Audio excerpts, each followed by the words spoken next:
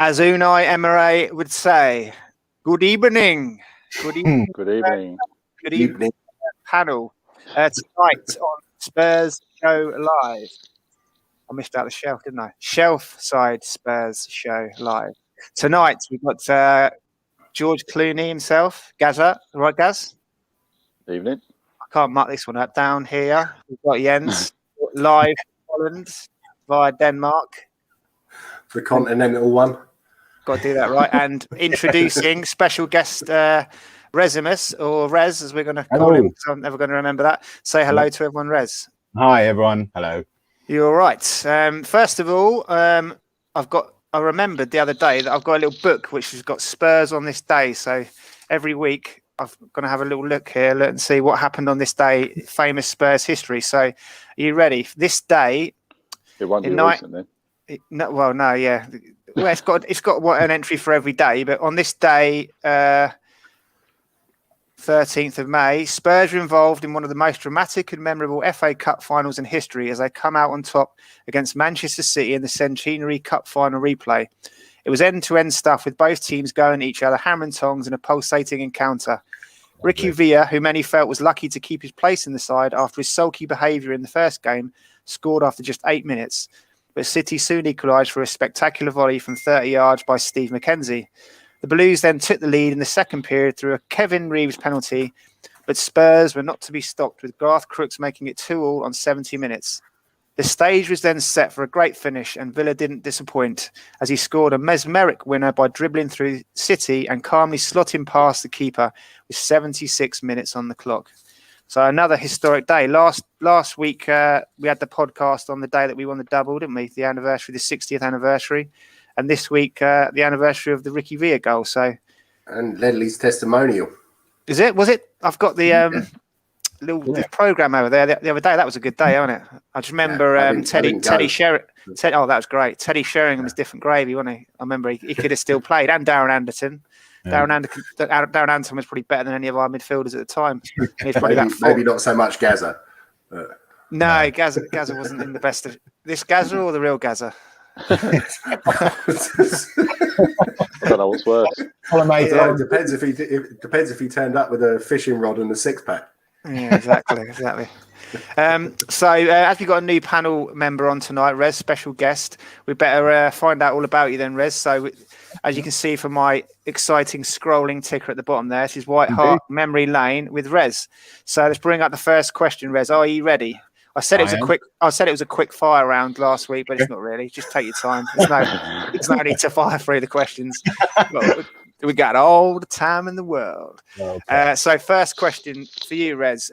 Why Spurs? How did you become a Spurs fan? It's a weird one, actually. My brother was a Spurs fan. He's older than me by 8 years. And my family's Iranian. They moved over here in the late 70s. And in Iran, everyone supported Liverpool. And he wanted to buck the trend. He didn't want to be a Liverpool supporter. So he tried to find a club with an interesting name. And funnily enough, at first, he was an Aston Villa fan. But that's then not interesting, is it? Well, I think it's in Stanley. An insight into his brain, maybe. And then we moved from when the family first moved to England, they lived in Hounslow. Then they moved up to Edmonton, and the local club was Tottenham Hotspur, and job done. And then I basically followed in his footsteps and was a Spurs fan. The rest is history, as they say. Indeed, absolutely. Okay, next question. That's the first question. Here we go again. Next question is your first home game. Can you remember the first home game you went to? I can. I came to proper supporting of Spurs quite late. When I was a kid, it was like, who do you support? Oh, Tottenham. But I didn't really follow until sort of into my teens.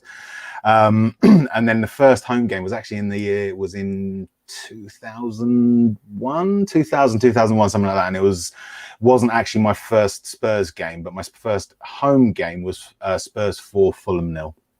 I think Anderton was in there and Rebrov scored one of them. The aforementioned Anderton. Yeah, I think that's right. And I think was that the club? I thought was that the team that Leonardson was playing in as well. Because I for some reason I had this thing for Leonardson because he came from us from Liverpool, I think. And I thought he played really well at Liverpool, and it's like, yeah, we should get him. It'd be really good. And then he came, and he wasn't that good. Gazza was telling us a story about the time he met Darren Anderton the other day. Do you want to tell that on the pod, Gaz? Can do. maybe leave out the last few sentences with your summary of Darren Anderton as a person. Basically, Darren is much nicer these days. Yeah. Gazza met Dean Austin and Darren Anderton in the former club in Watford. What was it called? We googled it the other day because we couldn't remember what it was called. No, Destinies. Oh, yeah. Destinies. First away game. First away game was Wimbledon 2, Spurs 6. That was the thing that was Klinsmann game. Klinsmann game, exactly. Yeah. And Ginola in the team as well. Brilliant, absolutely fantastic. It was my 20th birthday as well on that day. And again, my brother had he didn't tell me where we were going. It was me and him, my younger brother, and a friend. And he just sort of got us on the train down because we lived in North London. Didn't know where we got off at Selhurst Park because that's where they were playing at the time. And it was just when we finally got to the stadium and I realised what it was, I just went mental. You know, I was a grown man, but it was like my first game ever. And yeah, it's fantastic. You know, I think it was 2-2 at half time. And it was towards the end of the second half, it was like we were shouting, "We want 6, we want 6." And then bang, he scored the 6. It was just fantastic. It was I bet you thought it's like this every week, didn't you? Yeah. We were getting relegated that season. Yeah, we were. You know, we need to win that game. Yeah, it was that game that saved us. Yeah. There's been plenty of sort of downs after that sort of big thing, but probably the next week, Rez. Yeah, exactly. I mean, once it's in your blood, what can you do? You know, it's an addiction. You know. Yeah, absolutely.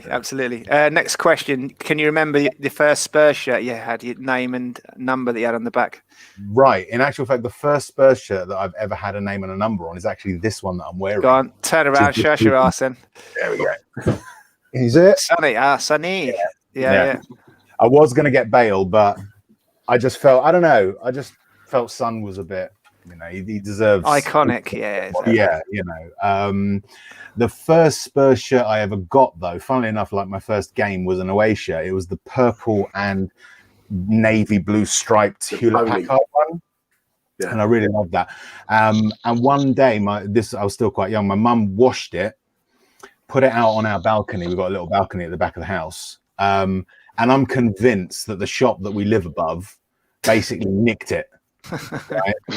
And I accused him of it many times, but he flat out denied that he took it. But I'm sure he did, because it's like, where else did it go? You know, unless my mum used dusters or something. Also, it's good for disarming nuclear wars, isn't it, between Iran and Korea? That's right. Yeah, blend them off there. That's right. Next question: if you could go back in time to one famous game in Spurs history, which one would it be? Yeah, it's one of two, right? One of them is actually the one that you mentioned, which is the FA Cup replay with Ricky Villa scoring that amazing goal.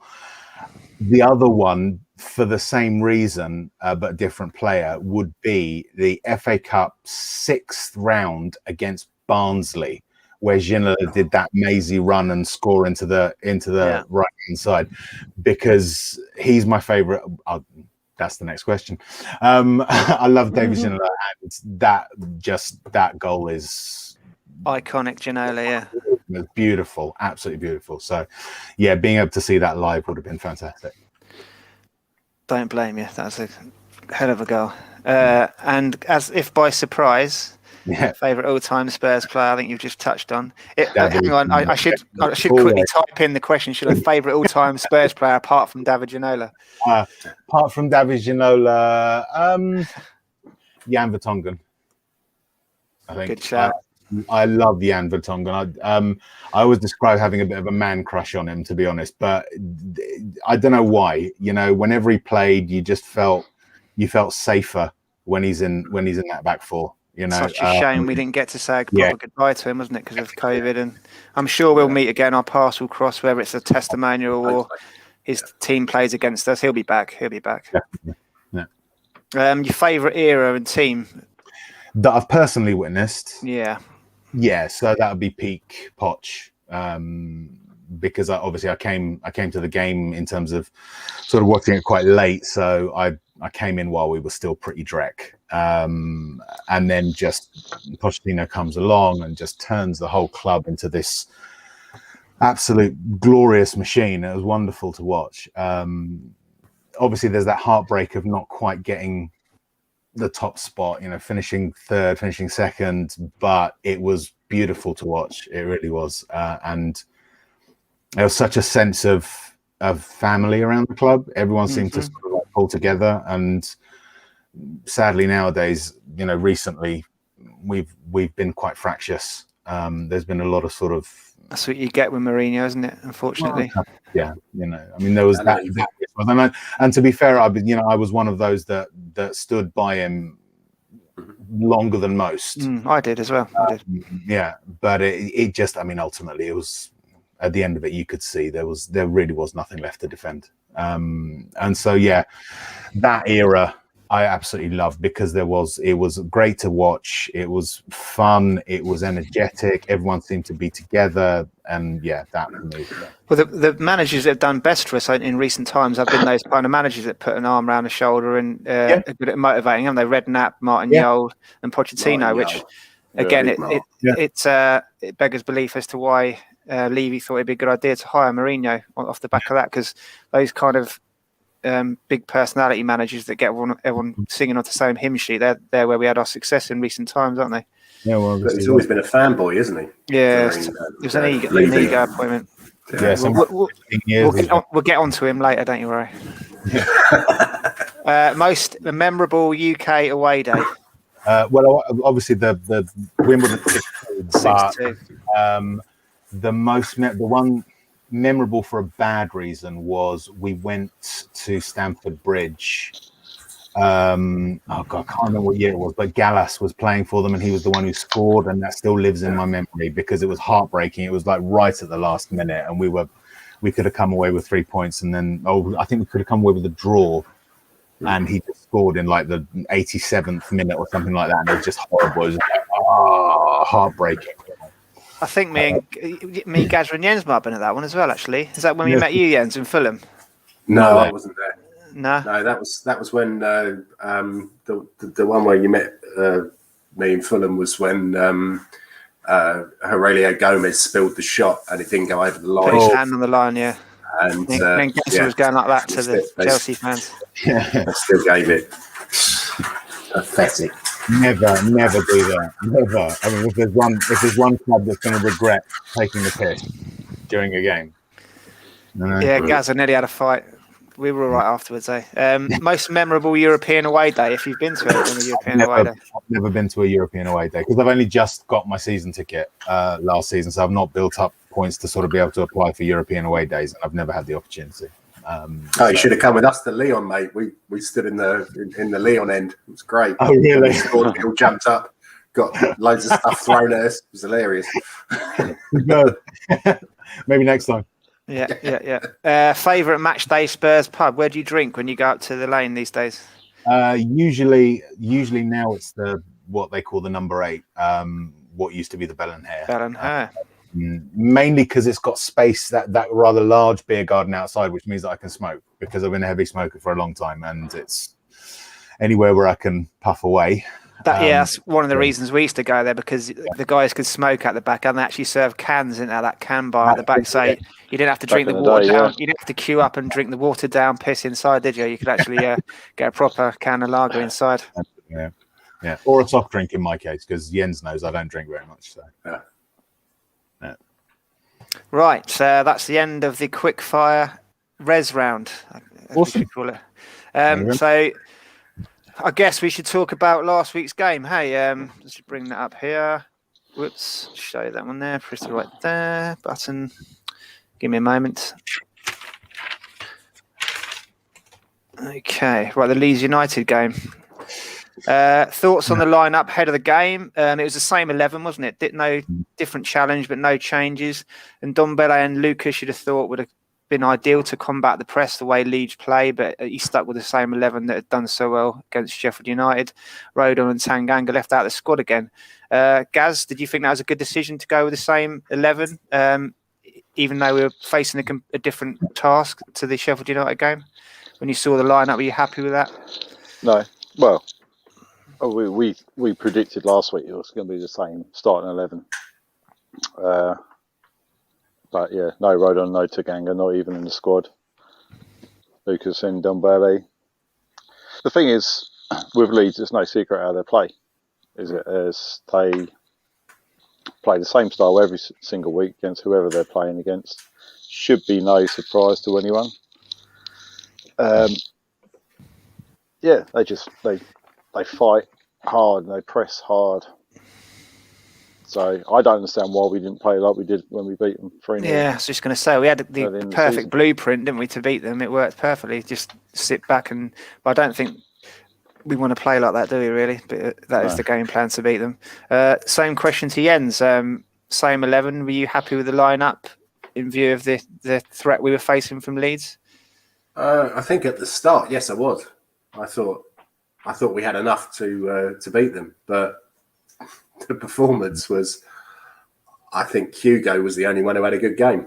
Yeah. Reggie, Højbjerg, Aurier. I mean, I don't know if you saw that video for the third goal, Aurier walking back while Rafinha ran through. He can't play. He can't pick him on Sunday after that, can he? Aurier either, actually. I mean, the other thing that annoyed me about that third goal was Højbjerg basically pointing Ndombele to tap Rodrigo, which is like, you're further back than he is, first of all. Okay, fine, you might be tracking a different player. The other thing was that Ndombele, he runs towards Rodrigo, but at a sort of just a run. He's not busting a gut to get back there. I mean, he might not have got back there, but at least try. At least try. 20. He'd been on the pitch for 20 minutes, mate. He must have been knackered. Yeah, that's true. Yeah, he's probably hungry. Wanted a KFC. That's true. It's true. Yeah. So ahead of the match, we were fairly okay with the same 11 being picked. He obviously went about his own way, his own style of play, and Ryan Mason, he wants to put his own authority on the team, doesn't he? Here's the match talking points that I came up with. Sonny's goal. Ali assist coming up again there. Rez, do you want to talk about Sonny's goal? It was good. Got a little bit of luck from Ali's assist. I think Ali played well compared to how he's played. It's still not the best of what we've seen from him before. No. I thought it was fine, but it was still obvious at the time that we were under pressure, and there was a lot of when it went in, it was like, yes, thank God, because I was really worried that if they'd got the second goal before we'd scored, it would have basically taken the game away from us. Then, as it was, we equalised. Then we went ahead, and it was ruled out, and the rest is history. Yeah, it was.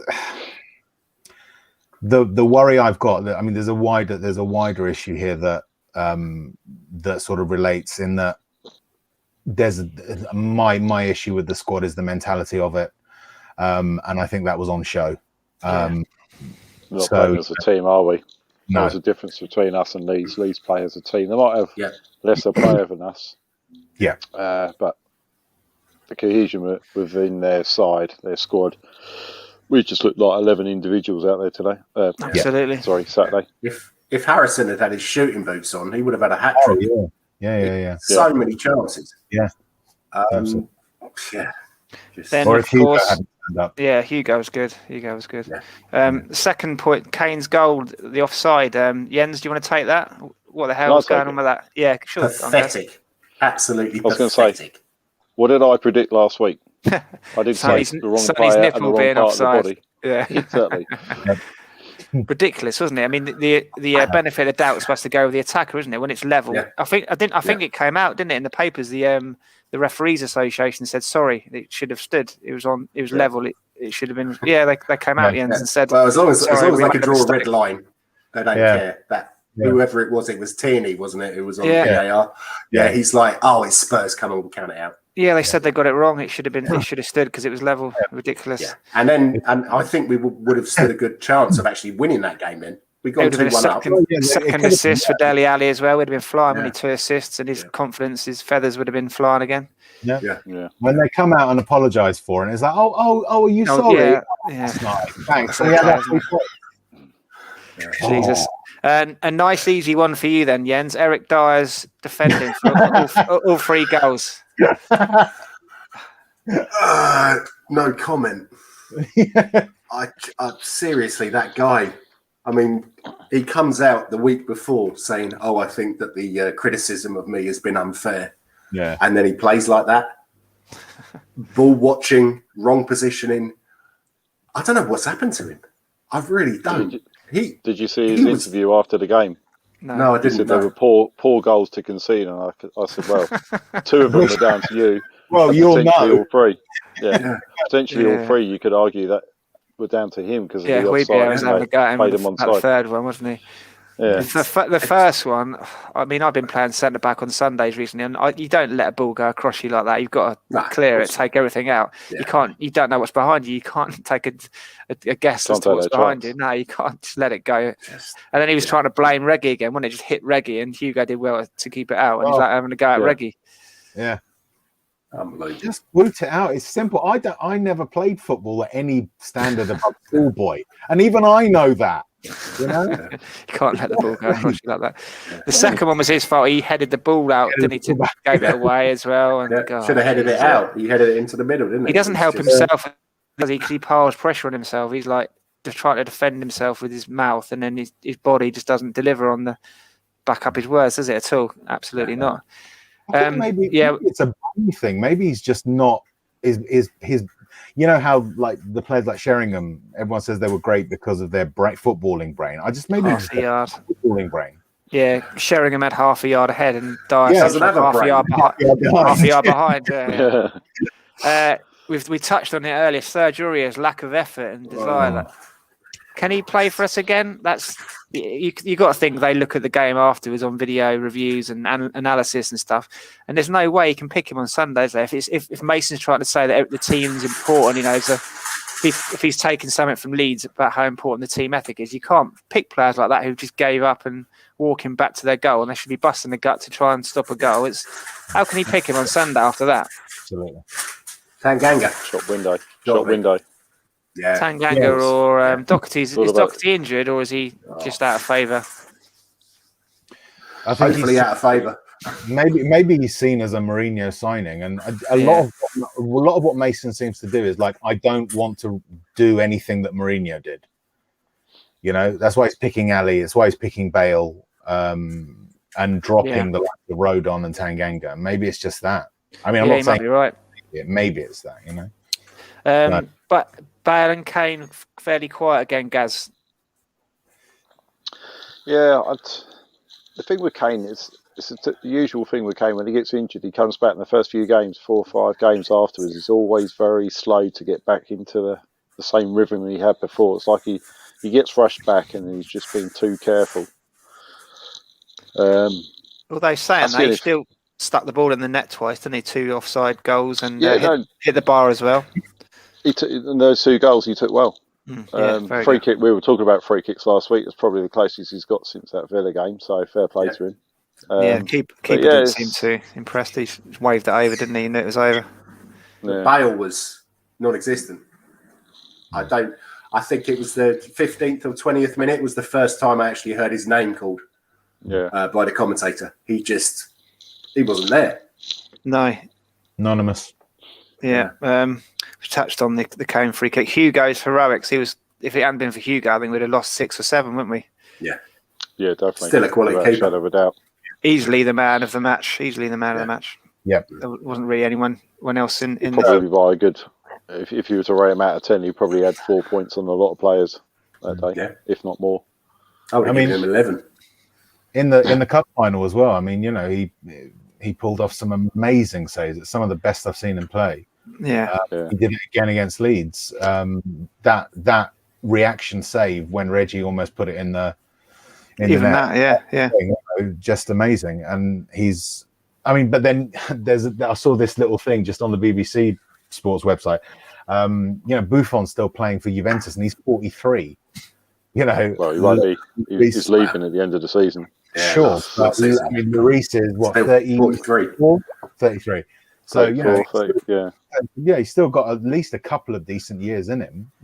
Goalkeepers age slower than other players because they don't move as much, as not as athletic. They just got to make sure if their reactions are still sharp, then no reason why they can't keep playing. He's a consummate pro, isn't he? He'll carry on till he's 40, I reckon, easily. Yeah. Whether it's at Spurs or back in France, he's got a young family, hasn't he? He might want to go back, and he's won the World Cup. He likes the idea of going back and playing in France. Yeah, but it depends on his family, like London, doesn't it? London life's the life for me, and all that. So apart from that, it was a pretty shite show, wasn't it? Got absolutely outdone for energy and desire, which I think we could have predicted somewhat. What did we predict anyway? What did you predict, Gaz? The score 2-1. Yeah, and what do you go for? 2-2. Desmond, of course you did, yeah, Desmond. Less we talk about that, the better. Put it to bed. Never talk about that game ever again. Great idea. So let's move on to Spurs in the news this week. First question. We'll go to you first, Jens. What did you make of Tottenham's ESL fan engagement apology and the subsequent statement from the Supporters Trust? First of all, what did you make of the statement from Spurs when it first came up? I thought it was quite childish, to be honest.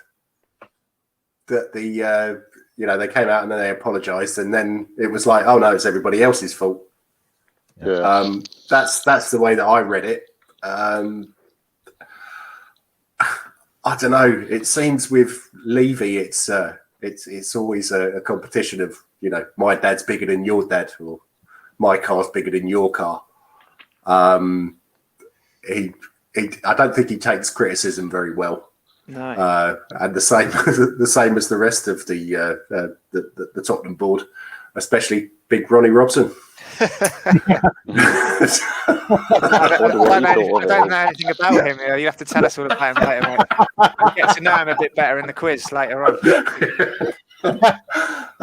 But yeah, I was amazed that a big organisation and a big club like Tottenham could release something like that. And as I say, it's my opinion. I read it that way. Other people have said they thought it was great. Not for me. Gaz, what did you think when you read it? Well, I've actually written down in my notes the apology, and I've put, was it? Because I don't think it was an apology. Yeah. First and foremost, who there was no name on the statement. Who's it from? If you're going to come out with something like that, and you've taken 3 weeks or whatever it is since the ESL has been announced and then debunked, if you've taken that long to then come out and say what you're going to say, surely someone like Daniel Levy's got to sit down and deliver a message to the fans to explain why. Personally, I think it's a smokescreen. Protests are potentially coming up this weekend. Yeah. It's trying to appease the fans, to try and make out, are we doing something, get the fan representation on the board, etc. I don't think the club communicates particularly well with the fans. I don't think they understand the fans. No. They don't know the fan base. And you see that sometimes when something's not going right, and all of a sudden they'll tweet something about mattresses as they did this week. Or, you know what I mean? They just pick the wrong moments to announce things, for me personally. To be fair with us lot, there never would be a good time to announce anything, would there? Because we were always disgruntled about something after the way they behave. No, thank God the New York Jets are playing at the stadium. I can't wait. The Miami Dolphins. And the Dolphins. The thing that got me was the fact that they turned around and said about the trust, and they said that we want to sit and talk to the trust, but they won't talk to us. Well, where were you talking to the trust when you were going through these negotiations? When you turned around and said to them, "We're not doing anything like this," and you repeatedly lied to the trust.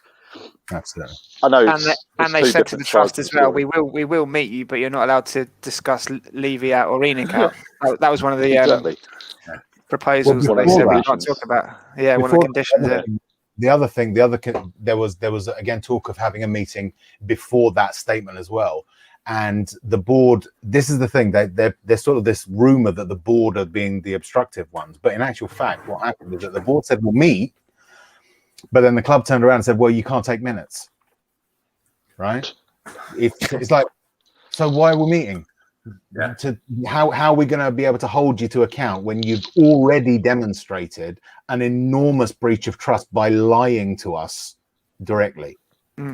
That's the point. This is the issue that I've got with Daniel Levy or the club. Let's say the club for now, since ENIC have taken over. The two words that I would always describe them as is tone deaf. Right? They don't read the room. They don't think about what the average supporter may or may not think. They just do it, and then react when things blow up in their faces. And when they react, they kick downwards. Yeah. And that's the other thing. If I had Daniel Levy in front of me and had the opportunity, I'd say to him, "You're a 59-year-old man. Grow up. Don't kick downwards. You're in a position of power. You're the chairman. You control things. You don't need £2 billion company." You wouldn't do that, Rez. If you had Daniel Levy in front of him, you'd headbutt him. No, yeah, exactly. I'd have to bend down a bit to do it, but you know. But yeah, because I'm just under 6 foot and he's 2. No, that's ad hominem and that's not fair. That's, you know, avoid it. I'm taking the piss. But seriously, I mean, he did it with. Do you remember the Matthew Norman thing back when Yol was the manager? So Matthew Norman, the journalist, he'd done a few pieces in the Evening Standard that were sort of critical of Levy, and he banned the Evening Standard from attending games. It's like, for God's sake, come on. You know, it's not a game. Be a professional. You should see what's being said about him on Twitter and YouTube. Christ, we'd have no fans in the ground, would we, if he's banning everyone? Jesus. You're banned. Oh, you're all right because you can't speak. You're banned. He can't Just him ban and us Ron Robson holding hands in the director's box. Yeah. He'll never ban us. We spend too much money on him. We're legacy fans. He doesn't care about us. American market, Korean market, Chinese market. That's half of the reason, Rez. He doesn't really care about us match going fans anymore, does he? It's such a big brand around the world. He thinks he can do what he wants. Off the back of sorry to think, one small thing. Did you guys see that there was again another news story about they did a fans engagement index recently? This was maybe a week or two ago. And again, on that one, it showed that pretty much out of all the Premier League teams, out of all the league teams, the 92 in the league, we're not right at the bottom, but like in like the bottom 10% when it comes to engagement. You know, we don't talk, the club don't talk to us, they don't engage with us, they don't seem to take care what we want. And that was also instructive, I thought. Yeah, definitely spot on there. So that leads us on to the protests on Saturday and Sunday. I think they're doing it next Wednesday as well for the Villa game as well. What are your thoughts on that? Starting with you, Gazza, up the top there. No, I agree with it, but I mean, we discussed this prior to coming on here. The Man United fans doing what they're doing, they're causing as much aggro as they can with it being getting matches postponed. Even, I don't know if you saw one of them, their shirt sponsors or their new shirt sponsor, they've put their ratings from like 5 stars down to 1 star with all the bad reviews. They're attacking the club in many different ways, and it's not just attacking the Glazers, it's attacking their sponsors who are going to start thinking twice. So we've got to stop buying Dulux paint, have we? Is that what you're saying? Well, yeah. No old English sheepdogs. Yeah. We got Aldi, which would be quite difficult for you. But my biggest fear is that our protest won't necessarily get our message across. I mean, Man United fans, they're in the news. The police have done all sorts of things just for tonight's game. I think Gary Neville said it's like the ground's got prison walls around the outside of it to stop the fans attacking. And I can just see ours kind of just people turning up. I mean, I don't know if you saw the night after the Chelsea lot went up, and I know there was kick-off time issues, etc., etc., but there's videos going around of people standing there eating their food whilst just standing there. And I don't know, I think to get across to Daniel Levy and ENIC, things need to be heavy to a certain degree. I don't say break into the stadium and start causing havoc that way, but just we've got to do something. Otherwise, he's not going to know. Stop buying beer. Stop buying food in the stadium. Yeah, he'll soon. That's it. Take notice. Can't give your money to the local area. Yeah. I think that's what I said last week. Boycott. Go to a different pub before. Turn up 5 minutes before kick-off. You'll end up if you get 62,000 fans doing that. They're going to have all sorts of trouble getting everyone in and out the stadium straight after the game. You know, that's one thing. Sorry? Straight out as soon as the game's over. Out. Yeah. Not at the bars, nothing. Out. Yeah. You know? Even maybe walkouts throughout the game. Yeah. You know, so 20 minutes into the game, everyone just gets up, walks off. Can you imagine? Yeah, can you imagine the heat on him though? If there's 60,000 people shouting, "Levy, you bold." Yeah. CUNT. For me, the only way Levy's going to Levy will only understand money or the lack thereof. Yeah. So if he's got very little match day revenue coming in, you know, obviously ticket money is going to come in, but food, drink, merchandise, hit him in the pocket. That's the only language he understands. Yeah. Target the NFL events, like get them called off. That'll hit home in America. He's big. He's all into his American market, isn't he? Trying to break into that. Can you imagine that being scrawled all over the news in America? He's not going to like that one little bit. Yeah. It would turn our reputation in the United States into a septic tank. You know, they would actually look at us and just think we're a bunch of provincials, and that would send the message. Yeah, that would at least nicely done there, Rez. Septic tank. Yeah, I did notice that. Good job. But yeah, I mean, do you know what worries me the most is that I think I know why our protests are a bit more tepid compared to, say, Manchester United and Liverpool. Those supporters are generally, as a whole, the fan base as a whole is probably, if not one of the richest in all of football. For some reason. And I think you don't get that kind of, you know, we're quite prawn sandwichy as a whole because of that increased wealth. And so you just don't see people doing it as much, you know, whereas you've got a much more, I hate to use the term, working class fan base up in the north. So you get more engaged, for want of a better phrase. Also, I think we've been trodden down so many years, haven't we? It's like it's like Stockholm syndrome. We're used to being abused, aren't we, by now? Yeah. But the working class people who used to go, they're priced out now. They can afford to go maybe once or twice a season. Yeah. That was one of the things that Levy put in his match day notes. One of the first ever one he did. Someone put it on Twitter. I don't know if you guys have seen it. Like his first notes. And he said, "We want to get young fans and working class fans back into the games because they've been priced out of the game." And now he's got the most expensive season tickets in the world, hasn't he? Yeah. Also, interestingly, in that article, Gaz, did you notice that they were talking about why they invested in Tottenham, and they said it was basically that we were looking to move it to buy a club in London. So they looked at Arsenal, Chelsea, and Tottenham, and Tottenham was the one that was available. Yeah, Tottenham was the one available. It's not like we're big Tottenham fans. Joe Lewis is a Tottenham fan. I'm a Tottenham fan. Daniel Levy. It's like Tottenham was the one that was available. So that sums it up for you, doesn't it? Really, there. I'm pretty sure there was an article as well at the start when they first came in that he said he wasn't a fan. And it was purely a business move, and now all of a sudden he's the biggest fan out there. Yeah. Oh, no, I'll be sharing 10 B&H and a packet of Rizzlers with him out the back of the fan, but he wasn't a fanatic. Yeah, ENIC is an investment company, so he bought the club for 22 million, and it's now worth 2 billion. So from that point of view, he's a resounding success, isn't he? That the football club doesn't really come into it. Is the investment that they made has paid them off tenfold, isn't it? Literally tenfold. Yeah. So that's the concern. It's the thing is, I mean, I've seen a lot of people sort of saying, look, we've got to get rid of the ENIC right now. No further chances.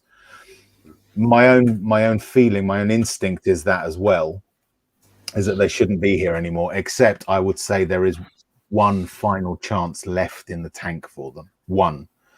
And that's what they do once the stadium is operating at proper capacity.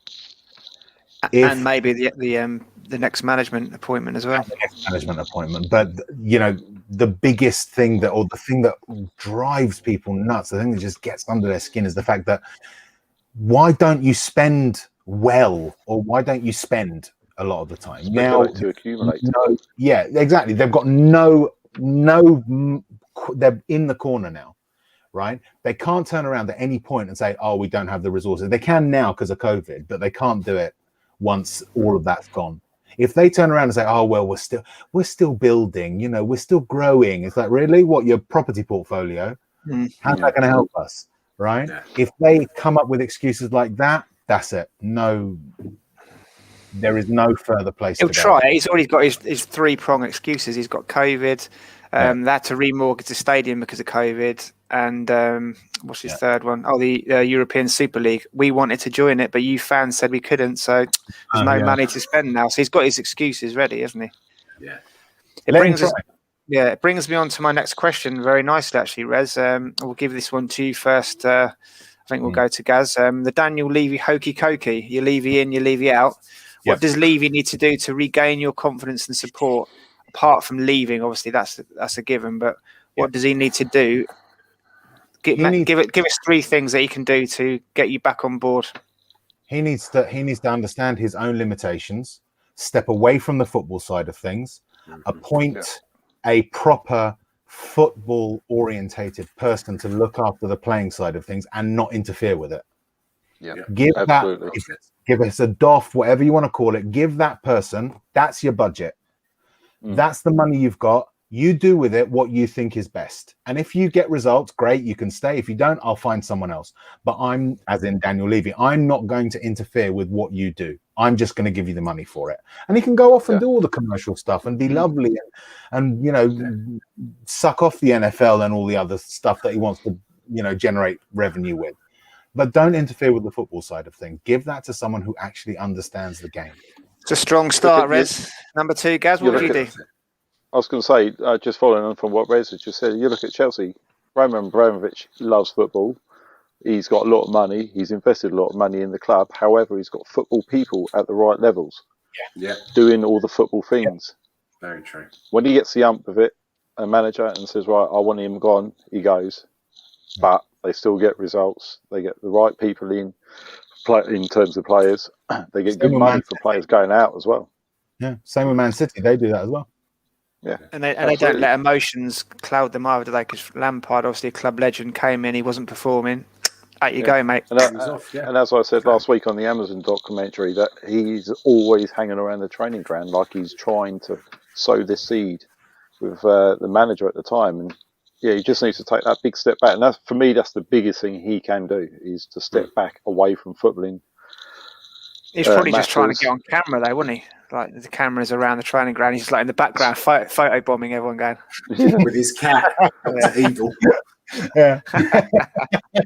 But I think another thing he can do is come out and just be brutally honest and say, right, this is my vision, and explain about the ESL. I mean, apparently part of the ESL was, we didn't expect this and that and the other to happen. Well, so you didn't know that the ESL board were going to come out and say, we're now starting up our own new Super League in Europe. Well, you're not expecting that. It goes back to the apology statement. You know, I don't know, he's got to do a hell of a lot of stuff to get me back on board, because I'm firmly Levy out. Jens? What was he got to do for you to get you back on board? Go and play on a motorway.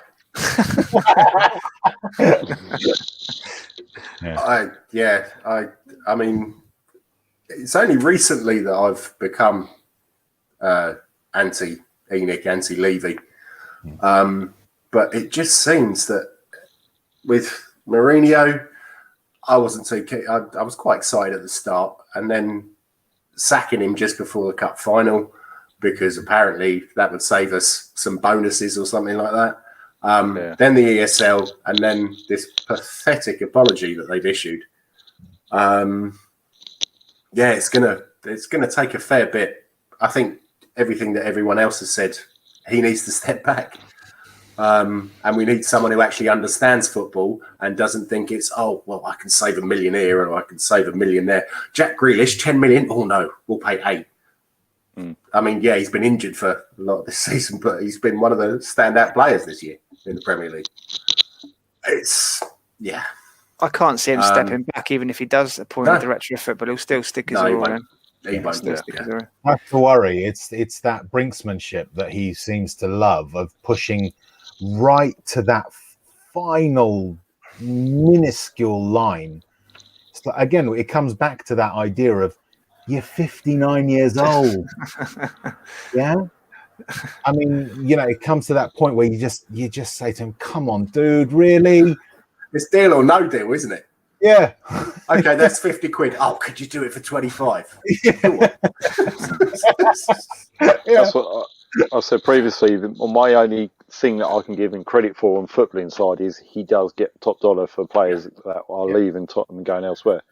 Yeah. But I summed it up last week that when he's looking for a meal, he walks past the Tesco's finest meal deal, straight past that, straight out the reduced aisle and goes and gets a deal up there.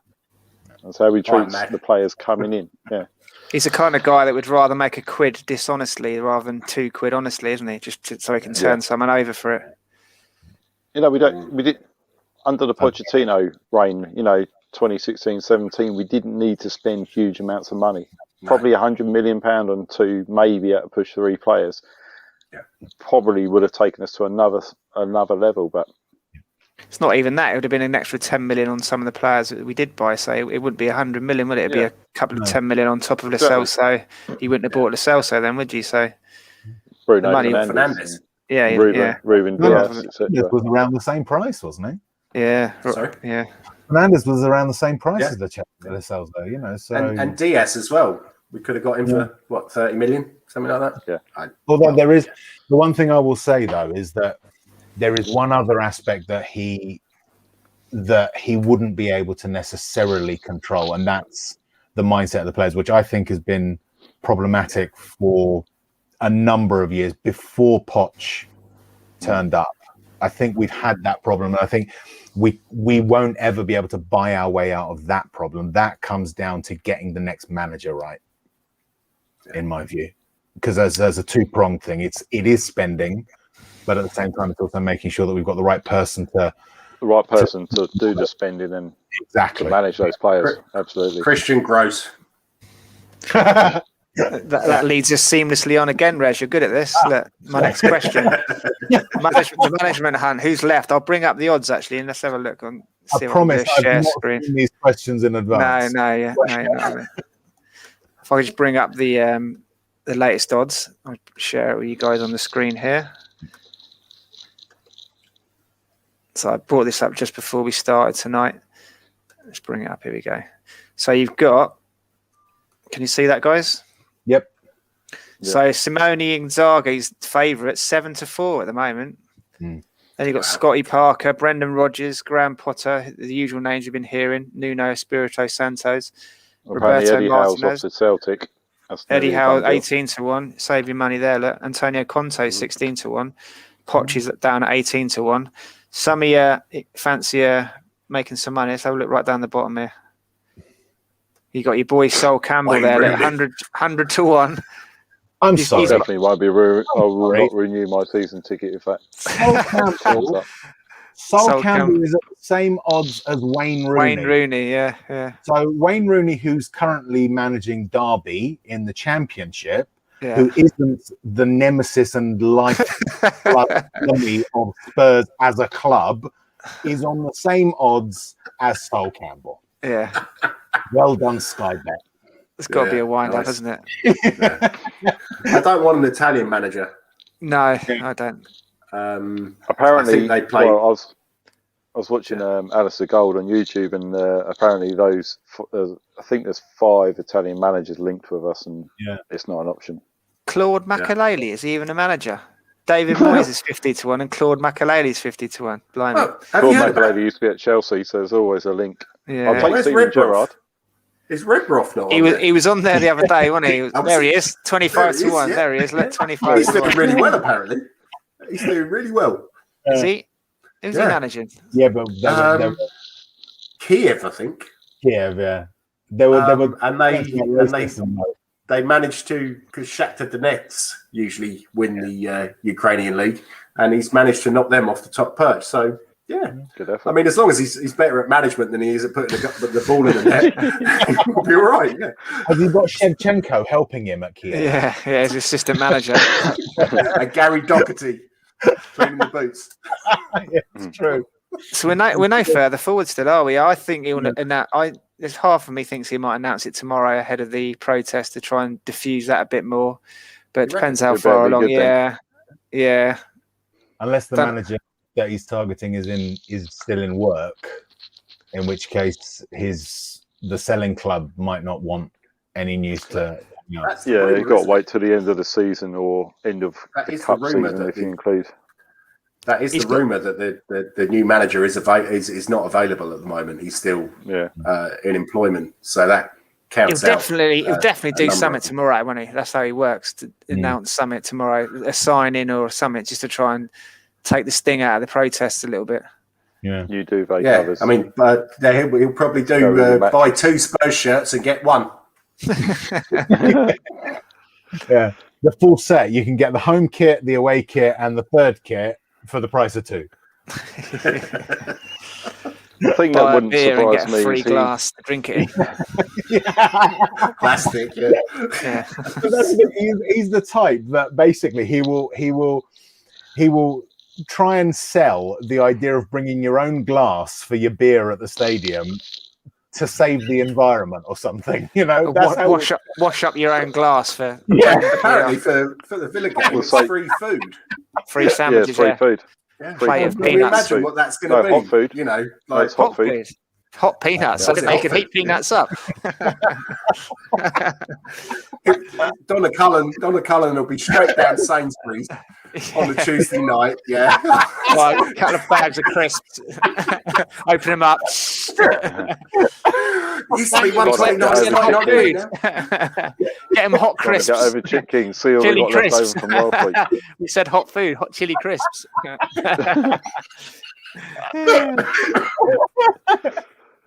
That actually, again, you've done it again, boys. You've led me seamlessly onto my next question. You're good at this. How many tickets do you think Levy has sold for Villa? It's 10,000, obviously, on sale.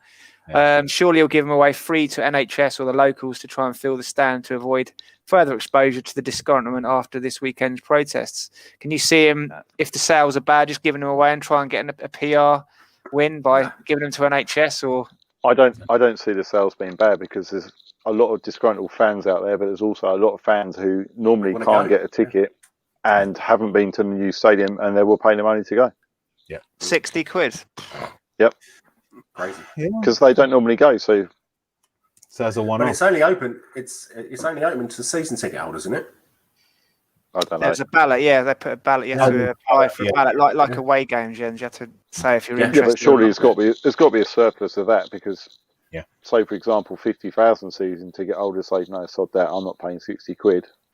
Yeah. He's going to go, well, I'll open it up to whoever else. Yeah, I've got a couple of memberships for my nephews, and it hasn't reached them yet. Okay. So it's better that hold them. But on the flip side, people haven't been to football for over 12 months, so there's people gagging to get out and just have Can you call that football? Night out. Well, they did do it up against Leeds United. But no, what I'm saying, LJ, is, do you know what I mean? You haven't been to football people are desperate to go and watch a game of football, go and do something different, get out of the house, go and have a couple of beers. I think you're overestimating the appeal of some hot chili crisps, Gaz, to be fair. No, it didn't appeal to me. No. But there are people out there who are just going to say, I need to get out. Crisps. I've got to go and do it. Yeah. Or hot peanuts. I got a ticket to it wasn't Brighton, Crystal Palace, the first Premier League game at the new stadium, and it cost 300 quid for the ticket. And I surprised myself, and I bought one. On the day, 318 quid it was, because it was a member selling. It was before I got my season ticket. Yeah. There will be people that will on impulse will just do it. Will just do it. Might be Big Ron Robson's leaving do as well, so maybe all this Mitchell and Butler lot can go 10,000 Mitchell and Butler party, end of season party. Right, enough about leaving, that negative juju, isn't it, in the universe? So let's move on. Gaz, we'll hit you with this one first. If the other two could start thinking about the question, you can see it on the screen. If you bumped into Harry Kane in the dairy aisle, it could be any aisle really, but I chose dairy, at Tesco's, and you had 5 minutes to persuade him to stay at Tottenham, what would your sales pitch be? Go. I'll tell him, right, stick with us, Harry, give it one season, we'll have this bunch above us, up in the board, out. And then I'll take him down the pub and have a beer with him. And talk a little bit more. Jens, do you want to take it? I'd say that I've recently bought a sniper rifle, and I'm going to shoot Mr. Levy in the head. And if he stays for another season, he can be German. Yes. To be honest, if I did bump into Harry Kane and wanted to convince him to stay, it would be some slobbering snot grabbing his leg. Please don't go, don't leave us. Hang on to his leg as he sort of like drags himself down the aisle. Please don't go. Because I don't think anything else is going to work. If he wants to stay, he's going to stay. It really does boil down to his own, whether he wants to move his family, whether he loves the club that much. What can you do?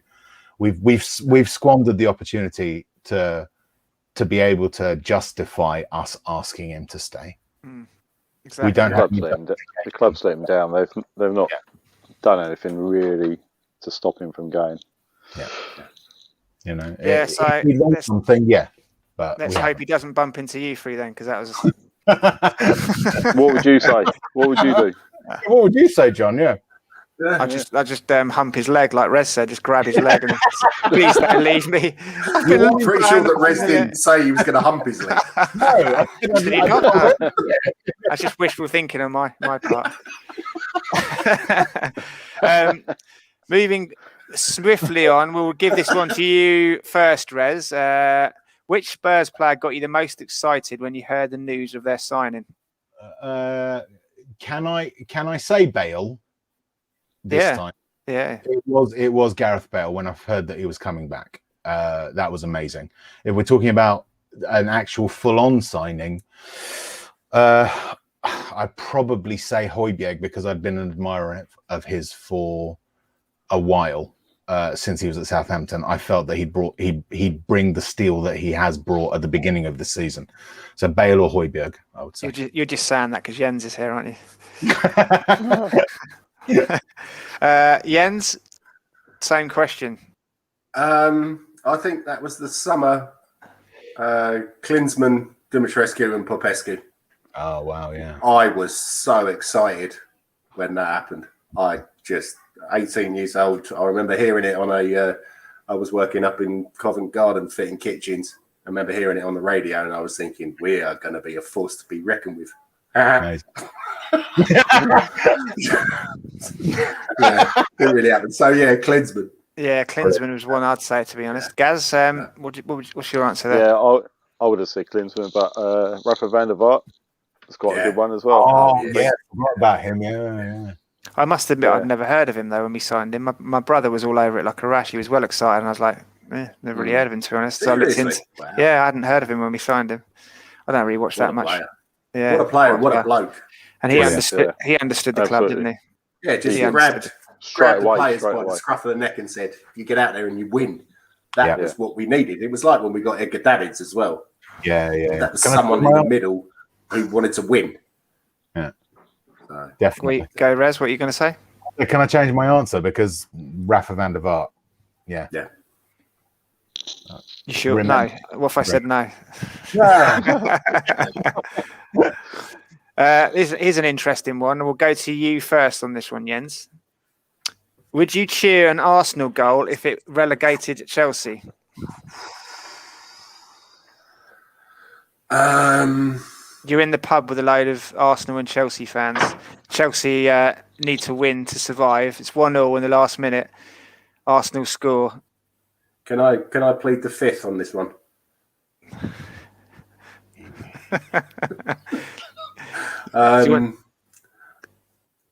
I'd probably go.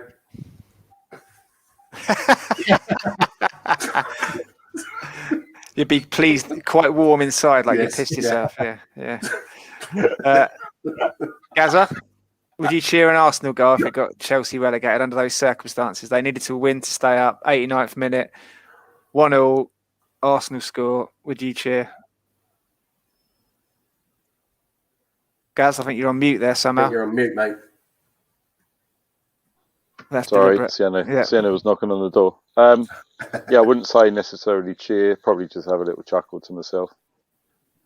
And have another beer. To celebrate. Yeah. Rez? Quietly.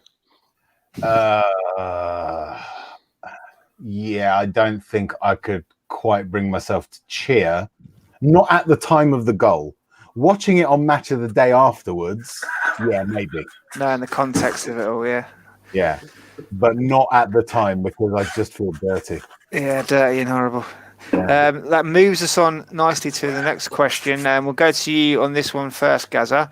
If an alien landed on Earth tomorrow and you were asked to explain to them why the Arsenal and Chelsea fans hate Tottenham so much, how would you go about it?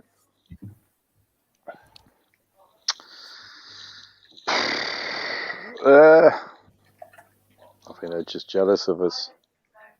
Don't know why, but they just feel they're jealous of us.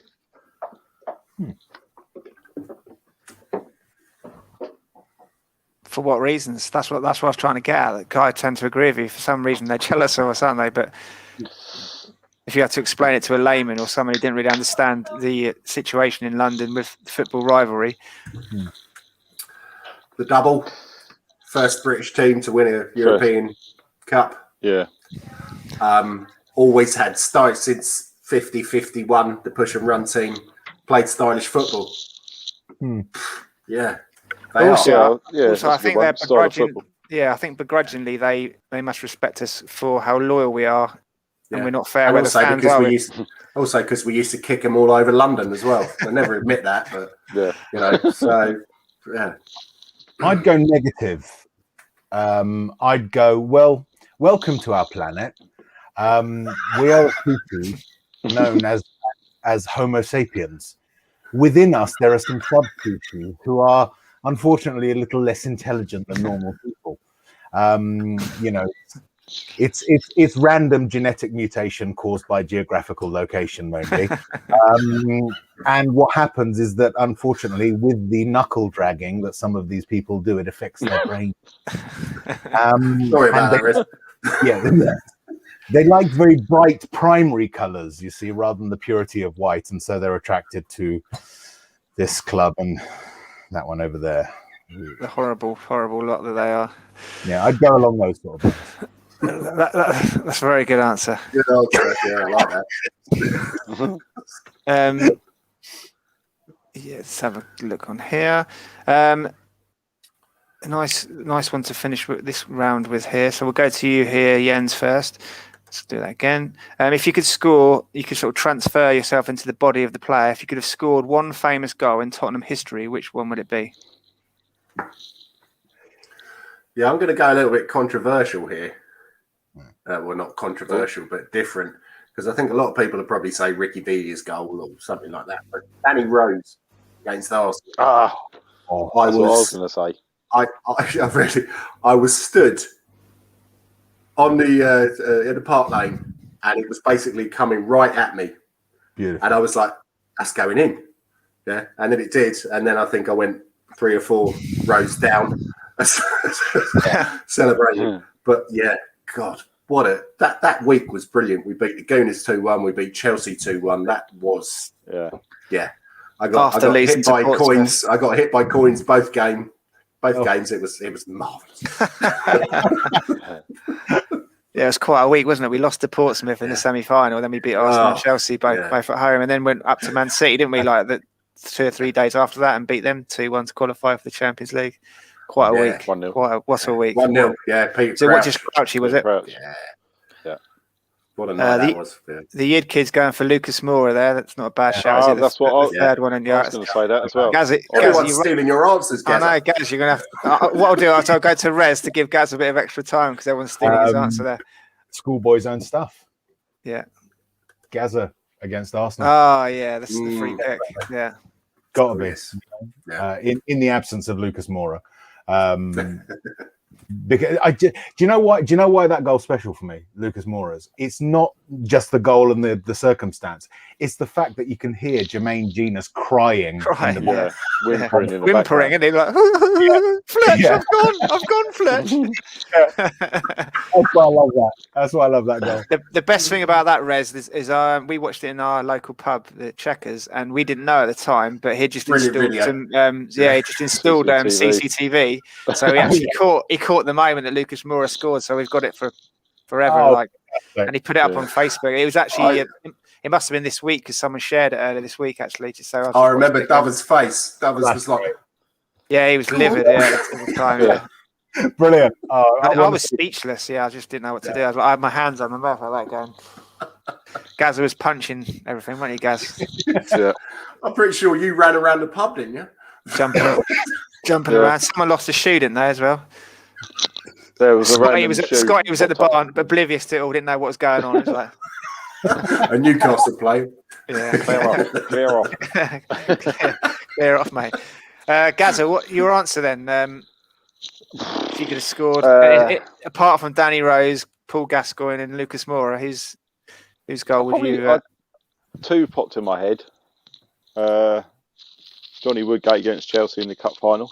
Oh yes, to win the cup final, the League Cup final, and the other one was Gareth Bale against West Ham last minute 3-2. Oh, that one, yeah, that was great. Actually, you can add a third. You can add a third. Paul Staltieri against West Ham 4-3. Yeah. Oh yeah. Oh, that would have been a good one to score, wouldn't it? Right in front of their fans as well. Yeah. Yeah, I remember the Bale one because I think you were there as well, Gaz. We were watching it in the pub and we were in the running for the top 4 that year, weren't we? And there was loads of Gooners in the pub, and they were fucking giving us all kinds, saying, "You bottlers, Spurs, you've blown it again. It was 2-2." Blah, blah, blah. We were getting it all from everyone, and then Bale just turned around, pinged that one in the top bins, and he 3-2, and they all scuttled out of the pub. It was beautiful, and we were like, off your pop. I can even see the faces of the very vocal arseholes now.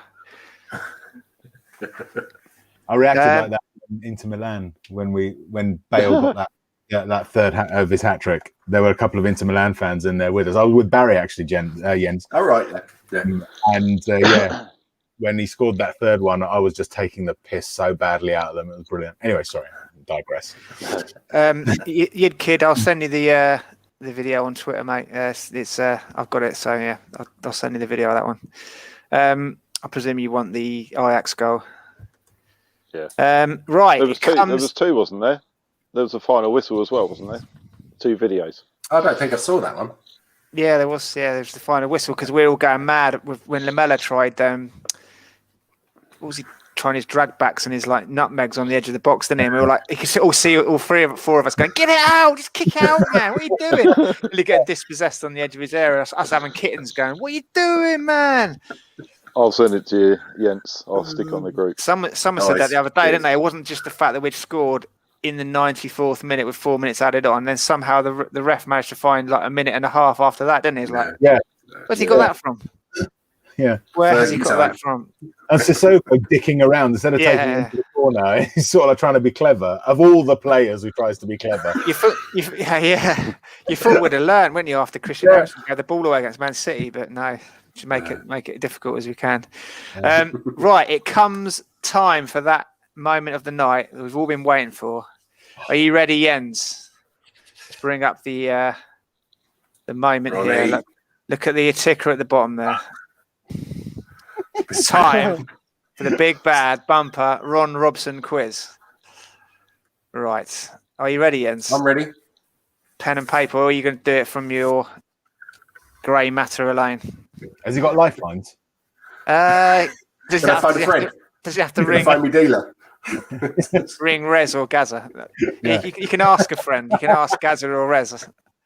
Or 50-50. I could do you 50-50. Yeah, some of the others. Don't ask me. I So don't for those that missed last week's show, we brought you the news that Ron Robson, who was on the executive committee of Spurs, none of us had heard of him, but he'd left, and we obviously thought they were trying to pay lip service to the Tottenham Hotspur Supporters Trust, who said they wanted some resignations on the board. So Daniel Levy, being Daniel Levy, decided one of his mates had to leave the party. So Big Ron Robson apparently was the full guy selected, and Jens, for some reason, seems to know all about him. I read an article about half an hour. No one else had ever heard of him, but he was like a fanboy. It's like he knew everything about him. So I thought we'd give him a quiz this week so he can test that his Big Ron Robson knowledge. So are you ready, Jens? Are you ready? Question one. Certainly am. Yeah. What is Big Ron Robson's middle name? Alexander. It is correct. You are a Big Ron Robson. Jesus, I'm impressed. I had to hunt that one down. It took me days to find that as well. Yeah. Jeez, I thought I was going to... Fuck. You guy's relate to him? Guy's a tiger. His initials are RAR. His other mid-name is Hoistgard. So. Yeah.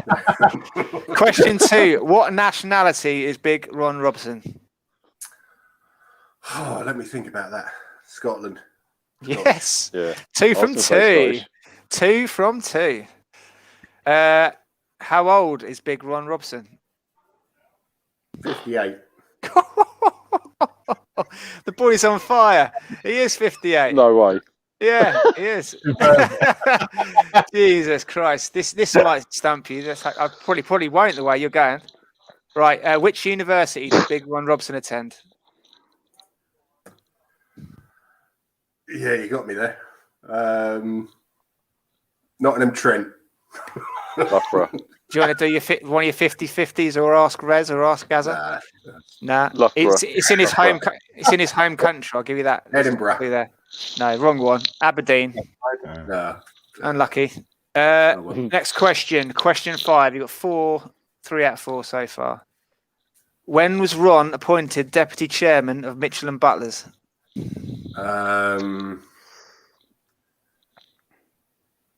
2001. Nearly 2011. It's got ones in it. Do you want to give us a month? It's when the year ends in 1. It's lucky for Ron when the year ends in 1. I bet if I Googled it, that's the year he graduated as well. It's lucky for Spurs when the year ends in Ron. What is Ron Robson's shoe size? And obviously, because he's Big Ron Robson, it's 12. Correct. I don't know. Does Big Ron Robson dress on the right or the left? Straight down the middle. Straight down the middle. I've no idea. Maybe you could find out one day if we ever bump into him. I'm going to send him a clip of this quiz and see if he approves. So you got 3 out of 7. You started so well. Flying start. Yeah, you were flying there, weren't you? You must have been looking. You must have Googled the same site that I was using, obviously. Yeah. I obviously need to take my stalking regime up a notch. Need to up your game. I wonder if he's on Twitter. We'll have to see if Big Ron Robson's on Twitter. He's on LinkedIn. Is he? I'll have a look. Good-looking fellow. Yeah. A bit more housekeeping from last week. Pat Jennings Junior. I've got an update for you. You ready? Ooh.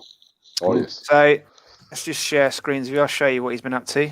Share screen. There's quite a few Robsons on Twitter. Any Big Rons? Yeah, but there's only one Ron Robson. I don't think he's on Twitter. So it's a bit tenuous as to whether he's still playing. It says he's the current team. He's the goalkeeping coach of St Patrick's Athletic, who he's been goalkeeping coach since 2013, as you can see here. But in 2018, he still played a cup game and he saved a penalty. He was a hero. Look, if you look down here, look. When first choice keeper Brendan Clark out for the season with a broken finger, manager Liam Buckley opted not to risk young standing keeper Conor O'Malley in the competition of least importance to the club and played our hero Pat Jennings Junior 2 days before his 36th birthday as the Pats lost 1-0 with Jennings saving a John Mountney penalty in the 59th minute. So he's still playing in 2015. Wikipedia have him making appearances in 2018. So there's not many people who can save John Mountney penalties. You know you're special. From the spot, you know. He's like the Letizia of Ireland, isn't he? He puts them all away. That's it. Goalkeepers put on hockey goalie equipment when they face a John Mountney penalty. I think he's a bit of a penalty kick specialist saving here, like his dad. Yeah. There's talk of another one where they put him on in extra time and he saved all 5 penalties in the penalty shootout. So he's obviously. So we're not actually any further down the line as to whether he's still playing or not. I think he's still registered. He's like the goalkeeping coach, so he can still play if they get desperate or if they need a bit of experience. He was 36 in 2018, so he'd be 38, 39 now. So he's 41. He's 41. It says on Wikipedia. Yeah, he's still 15, wasn't it? Yeah. 2015. Now, out of interest, I Googled the other day the phrase, why do Tottenham, just to see what would come up. Have you boys got any guesses before I give you the top 10 there? Why do Tottenham? Riot. Keep losing cup finals. Gaz? The most searched items on Google under Tottenham. Why do Tottenham? Keep talking about mattresses. That's only Daniel Levy. And unsurprisingly, none of those 3 were in the top 10, which I shall now reveal to you and everyone else watching now. Number 10, why do Tottenham have Hotspur in their name? Yeah. Harry Hotspur. Yeah. Number 9, why do Spurs fans call themselves Yid Army? Because we have a traditionally Jewish fan base. Why do Tottenham play Darude Sandstorm when they score? Now, I don't actually know what that was, and I played it. It's that they do in the new stadium. I didn't even know what Darude Sandstorm was until I put it into YouTube. And when we score, they play that music. Was that on my playlist? Yeah, so there you go, guys. It's Darude Sandstorm. I don't know if that's the name of the artist or the song. I think it must be the name of the song. No, Darude, and then Sandstorm's the actual name. Is it? Oh, Darude's an artist, is he? Sandstorm by Darude. Ah, there you go. Well, I think artist is a bit far-fetched, but yeah. Someone knobbing around on Fruity Loops with some drum beats. Yeah.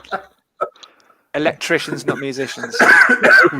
Like, you know, Sandstorm is the title. Darude is the 7-year-old who came up with it. Yeah. With all the flashing lights. It's very catchy, isn't it? Why did you come to explanation, though? We sound like a load of old men. Yeah. I didn't actually. You have to speak up, mate. Number 7, maybe if Yid Kid or one of the guys watching, we've got I think 7 or 8 people watching at the moment. If one of you guys can actually put into Google why do Tottenham play Darude Sandstorm when they score, and put in the comment section, so we'd be grateful. We'll let everyone else know. Number 7 was why do Tottenham hate West Ham? Other way round, isn't it? Well, yeah, yeah. We consider them insignificant. They despise us more than we. Yeah. So they've got Millwall, but Millwall aren't in the same division, so they've got to hate someone else, haven't they? So. Obviously, West Ham fans have been Googling that. Not our fans here. Number 6, why do Tottenham play McNamara's band? Da, da, da, da,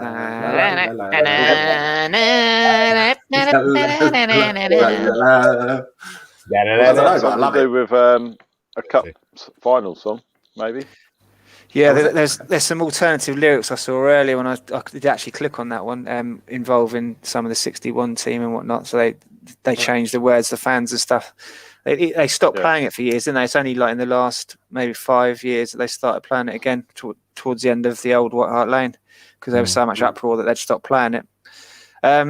More song-based Googling next. Why did Tottenham play Duel of the Fates from Star Wars when they come onto the pitch? Don't know. I didn't click that one. You know that. Da, da, da, da, da.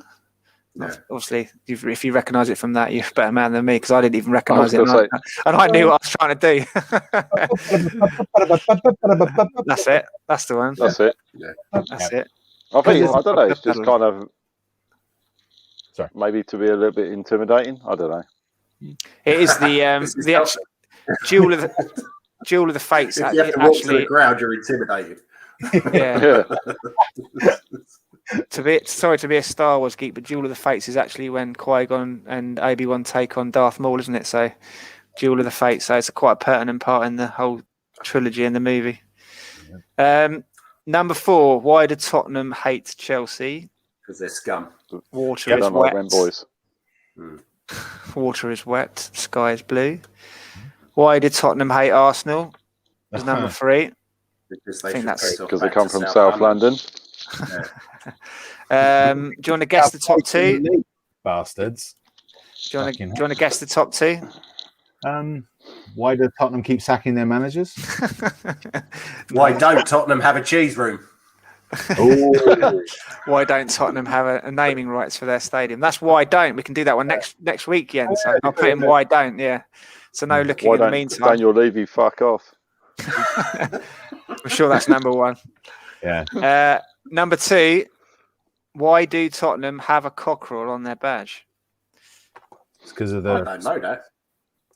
It's because you'd fit fighting cocks with Spurs. Oh, right, yeah. Harry Hotspur we used to wear Spurs, and he used to have cockerels that used to fight, and he used to put Spurs on his cockerels. So they put a cockerel with the Spurs. You remember the original badge had the Spurs on the back of the cockerel's leg. So yeah, I'm going to hang my head in shame. Sorry. This one does it as well. Has it got the Spurs on there still? Has it? Yeah. It'd be a nice touch if they had. Yeah. This one has got lions. That was. Do you know the story of the lions? That was to do with Northumberland, the Northumberland family. Okay. He's got the 7 sisters on there as well. The trees, doesn't it? Jens, on your one. Yes. Yep. And what else is on there? It's got. Actually, I like this. I like the simple one thing, but that one's quite nice too. Yeah. And number 1 most searched on Google under why do Tottenham play in white? Surprised me. Of all the things you'd Google, I suppose new fans and tribute to Preston North End. It is, yeah, correct, yeah. Tribute to who? Sorry, Preston North End. Okay. When they first set up the club, Preston North End, I think the first year that Tottenham were going, they did the double. They went undefeated or something through the season, and Tottenham were quite impressed with that. So they switched from their dark blue strip to white in honour of Preston. They did originally before that have a checkered one, a blue and white checkered one, because they like Blackburn Rovers. They went to see. I think a lot of the players went to watch Blackburn Rovers in one of the first FA Cup finals, and they liked the Blackburn Rovers kit, so they copied that one. And then Preston North End was all white, so they went to all white. Try not to throw up. We also played in red for a while. Yeah, they soon came to their senses, didn't they? Yeah. Get out. Talking of shirts, have you seen the potential new shirt we're wearing against Villa? Absolutely dreadful. Do you not like it? We're wearing it against Villa. Are you on about the home one with the pattern in the home shirt? Yeah.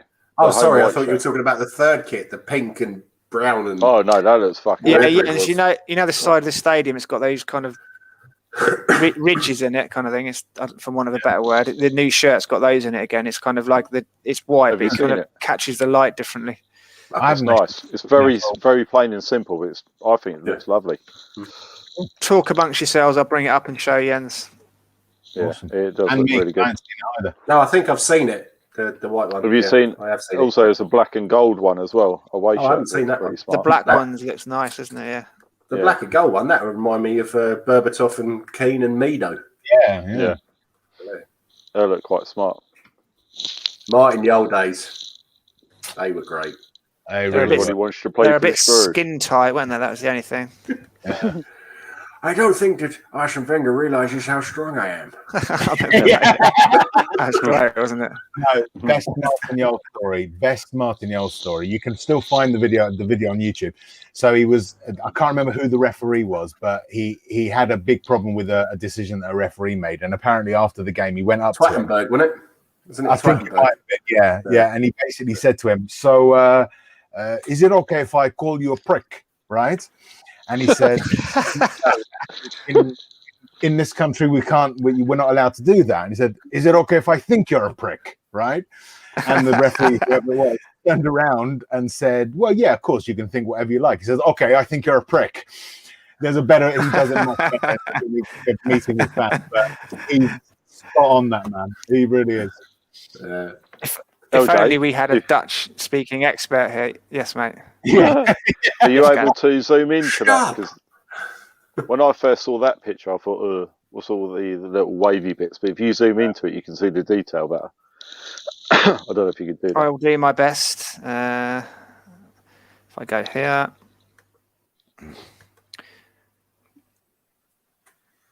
It's very simple, but I think it's proper smart. Is that working? Yeah. Working better, yep. Scroll down so you can see it. It's got like a funny little pattern in it, look. It's a centenary shirt, isn't it? Nod to the V-neck, and it's got the old badge, I think, in the back of the shirt. I've lost it to a privacy policy, look. Shop at Argos. Well, it's a shame we're boycotting that the Spurs store at the moment and spending any money there, isn't it? So it looks nice. Shame get it from M&M Direct or something like that. I didn't know they were going to wear it against Villa. Is that definite? Is it, Gaz? Or yeah, last time game. It would look great without. Speaking of games, before we go tonight, I guess we should talk about the Wolves game on Sunday. It was 5:04 kickoff. Match and team predictions. What do you reckon for the team lineup after the Leeds game? Do you think there'll be any changes? We touched on Aurier maybe not getting picked early, didn't we, after his laziness in the last game? Surely he's got to make some changes and refresh the team, the first 11 after the Leeds game. Yeah. Gaz, what are your thoughts? Well, I've actually jotted down my starting 11. I would say Hugo, Tanganga, Toby, Alderweireld, Joe Rodon, Reguilon, Højbjerg and Ndombele, Bale, Lucas, Son and Kane. That's who I'd go with. Yeah. Leaving out Aurier, don't blame you. And Lo Celso as well gets axed, does he? And Dyer. Ndombele. Yeah, and Dyer, for me, of course. Ndombele, he would do a bit more than the Chelsea have done in the last 2-3 games. Yeah, surely he's got to leave out Aurier and Dyer, hasn't he? Yeah. And also the Chelsea run the ball out for a throw in the other day. Oh, that was horrific. Didn't really sit too well with me. No. So yeah. Yeah. That'll be my starting 11. What are you going for starting 11 wise? You're in Mariah Mason's shoes tonight. 11 Robbie Keanes. And all the subs, Robbie Keane. Number 1 is Robbie Keane. Number 2 is Robbie Keane. I'd go Hugo, Davis. I dropped Reguilon. I didn't think he was particularly good last game.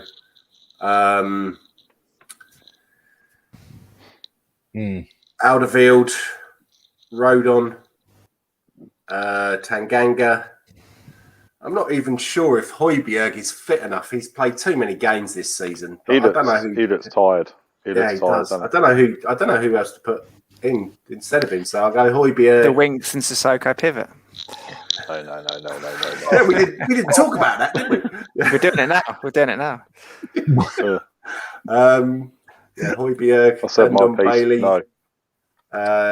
Son, Mora, Bale, and Kane. Rez? Hugo, Tanganga, Toby, Rodon, Davis, Højbjerg, because who else can you put there? And then Ndombele, Mora, Sonny, Bale, and Kane. What did you make of Ndombele putting that cryptic Instagram picture up with picture of him and Harry Kane, wasn't it? And he put like 3 hourglasses. Obviously 3 games to go. Yeah. I didn't see that, no. Yeah, he put it on Instagram yesterday or the day before. You can read a lot into that, but I don't know if you can read something into it or not. Is it because there's 3 games to go, or is it? Well, he doesn't, or is Kane off? Care. Yeah, he doesn't care enough. He doesn't want to. He's as has been said before. He's got all the talent in the world, but he just doesn't have. He hasn't quite got that desire, stroke drive. Did you see when he come on the other day? He looked like he was blowing out of his arse already as he ran onto the pitch. Yeah. Did anyone see that? No. Yeah, it's almost like Sissoko starts sweating the second his foot hits the pitch. He doesn't get tired, whereas Ndombele, who's no sign of sweat whatsoever, looks like he's shattered the second he steps onto the grass. You're right. Chris Waddle was the same. They always looked like he was knackered, and then he'd get the ball and come alive and sprint really fast and stuff. So maybe it's just the way he runs and the way he carries himself. Did you see that thing on? I think it was on Facebook the other day. That Chris Waddle was having an interview with someone for a new book, and he said, "Yeah, we've been playing a few games, a few midweek games, and I'd scored a couple of goals." And Terry Venables said to me, "So, Chris, what's your pre-match regime? What do you do?" And I said to myself, "Well, yeah, I'm not going to lie to him." I said, "Well, I'll probably pop down the pub. I'll have pie, chips, and peas, and 2, maybe 3 pints of Guinness, and then I'll go home, have a kip, and then we'll go and play." And Venables said, "You have 3 pints of Guinness?" He said, "Yeah." He said, "Is there any chance you could take the rest of the team with you next time?"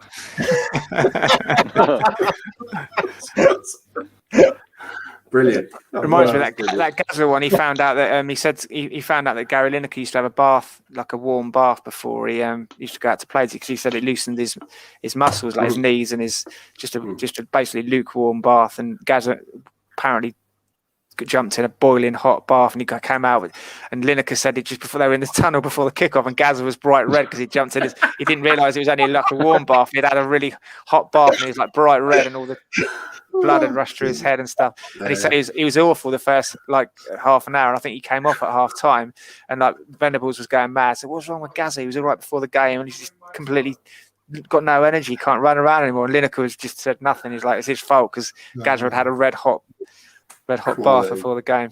Good I old thought Gazza. you were going to say that Gazza had pissed in it or something. Yeah, I thought you were going to say that as well.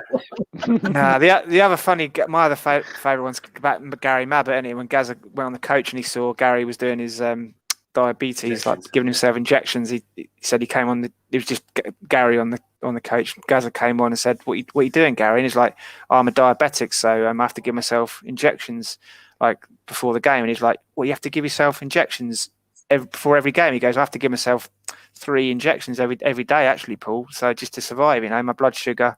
Sort of explained it a bit to him. Gazza, he said he looked at him and he could see his cogs ticking in his brain. He sort of went to walk down the coach and he looked back to him and said, "Hey, Gary, I bet you can't wait to die." As in, what a faff that is! Three times a day, every day. He goes like, "Hey, Gary, three times every day. I bet you can't wait to die." Oh, So you don't have to do it anymore. Good old Gazza. This leaves us with the last rights of the day. Score predictions then for the Wolves game. Again, Gazza, last week it was your father-in-law's team, and this week it's your father's team. What's your score prediction going to be in the Big Lynn derby? I hate to say it, but I think Wolves will probably get a draw. 1-1. 1-1. Jens? Yeah. 2-0 Spurs. Who's your goal scorer? Sorry, Gaz. Kane and I'll go for a little bit off field. Toby. Kane and Toby, Gaz, for the 1-1. I'm going to say Son. Sonny. Rez, you look like you're lost in thought there. What are you thinking for Wolves? 3-1 Spurs, Kane, Son and Bale. Nice. That's what I reckon. Fan I favourites. hope you're right. No. Fan favourites. I guess that's it for tonight then, guys. It's an hour and a half now, so we'll knock it on the head there. You guys on Twitter or any of the other social media channels you want to divert anyone to who's watching tonight and wants to hear any further of your nonsense? I obviously know how to get hold of you because you're connected. I talk too much crap on Twitter and Facebook, so that's right. I can't say I didn't ask. If the guys watching would like to like and subscribe to our channel, just so we can try and build it week on week to see how we're getting on. Thanks to the guys that have been watching tonight. There's a couple on the comments channel I can see there. You had kids. I think that this is in response to the song that we play, either the Sandstorm or the Star Wars music. Come on, you Spurs for the weekend, and Enoch out, Levy out. Let's do our usual before we leave. Gazza, can you give us your best Enoch out before you depart tonight? Yeah, fuck off, Enoch. Any message for Daniel Levy ahead of the protest? Do one, fuck sir. off. Yeah. Off you go. Jens, any message for Daniel Levy ahead of the protests? Leave it out. In your best Scottish stroke Dutch accent again, like last week. You just did it. Are we doing accents? Sorry? Are we doing accents? We could do accents. We could do languages. We could do whatever. Pick one. Hey, leave me out, mate. Hey. Well, the thing is, I'm a voice actor as well, so Nice. pick an accent, and I'll see. Pick an accent. Pick an accent. Freudian slip about Daniel Levy. Yeah. An accent, Yeah. American. Oh, Levy might like that. yeah. Daniel Levy, can you just get the hell out of this club, please? If you want to hire Rez for any voiceover work, where can they find you, Rez? You can find me on Facebook under Resimus Prime Mossavat. So I'm the only Resimus Prime, by all means. You've got to be, haven't you, in the world? Yeah, and I'm building my portfolio, so I don't charge for my work at the moment. If anyone wants it, we'll have to get you to do the voiceover for the video we're doing for the beginning of this one. Then, yeah, absolutely. Yeah. How can you not fail to hire this man after that kind offer there? Thank you for joining us tonight, Rez, and the guys. And I guess that's the end of the show tonight. So see you, everybody. Yeah, take care. Come on, Spurs. Come on, Spurs. Levy out. Levy out.